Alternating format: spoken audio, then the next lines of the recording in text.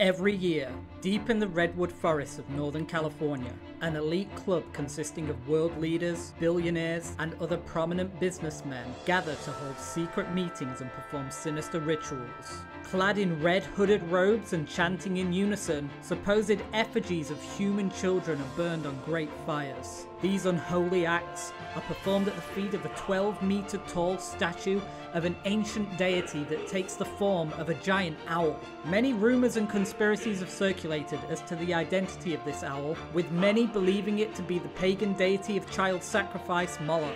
But the truth, which I can reveal to you today for the first time, is that this owl is in fact Boomburst Noctowl. All hail the great owl god.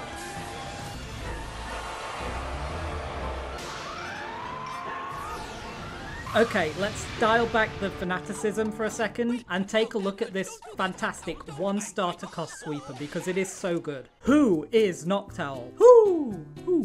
Noctowl is a Pokemon that starts out fairly poor in Pokérogue, as it's extremely reliant on its unlockable moves. But as you unlock each one, it just gets better and better and better, and then you unlock its hidden ability and it gets even better, and then it's passive, and Boomburst is, of course, the most important move for Noctowl. While Noctowl has a middling 86 base special attack, Boomburst base power more than makes up for that. In fact, let's just do the math here.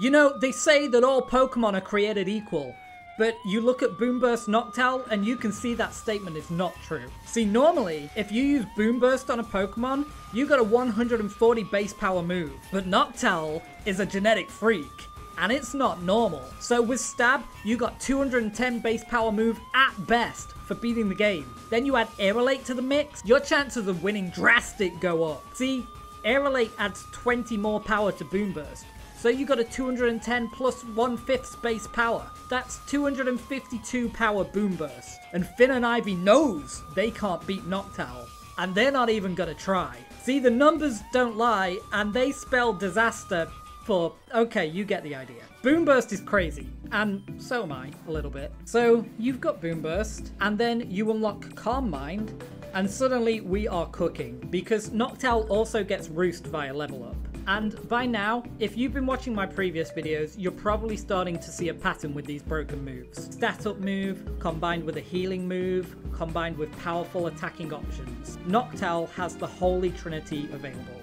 In fact, maybe Noctowl isn't an evil deity after all. Maybe it's our angelic savior. Noctowl also gets Oblivion Wing as a rare egg move, which can be an upgrade to Roost in some situations, although not always. You see, you can find yourself in situations where you're still trying to get a few Calm Minds under your wings, and you're not able to do enough damage with Oblivion Wing to heal up while you're stat boosted. This is quite common in the later stages of the game, in the big rival fights, if you've been counter-teamed. You're also not that desperate to deliver damage with Oblivion Wing, as once you're good and boosted, Boomburst is going to one-hit KO anyway, so often the damage aspect of the move is not that important. Oblivion Wing may be more useful on Noctowl before you unlock Aerilate. We'll talk about that more later. So even though it looks like a straight upgrade on paper, the consistent and reliable healing from Roost may save you more often than you think. So give it a try and you'll probably see what I mean. The final move, and also an unlockable egg move, is Esper Wing, and I think it's very important. Noctowl has a somewhat below average speed stat of 70, so without a way of boosting its speed, you will often find yourself being revenge killed by strong physical moves after setting up Calm Minds and KOing your opponent's first Pokemon. With Esper Wing, you get to deal damage while getting a guaranteed speed boost. 2 Esper Wings should be enough to outrun everything in the game that doesn't have a speed boost of its own. So there's the moves.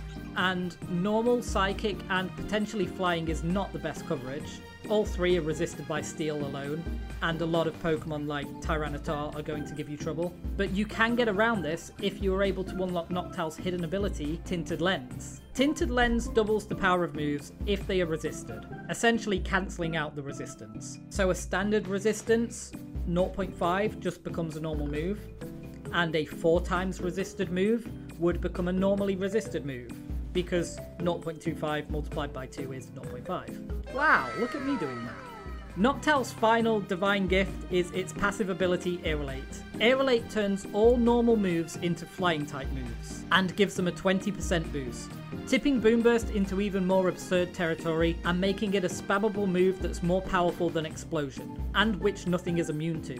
Now, you can even shout at those pesky ghost types in the graveyard. If you are familiar with your bird lore, then you'll know that it's illegal to own a hummingbird.